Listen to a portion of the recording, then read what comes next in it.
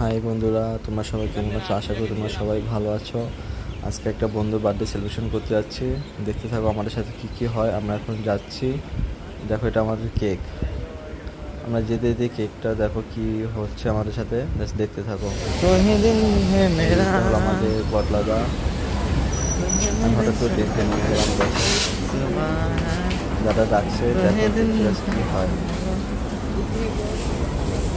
কি হয়েছে দেখো, দেখা যাক আমাদের কেকটা কি হলো। আরে এখানে পুলিশ না। ও মাই গড, বাহ! কেকটার অবস্থা এর মধ্যে দেখো আমাদের সাথে কি ঘটে গেল।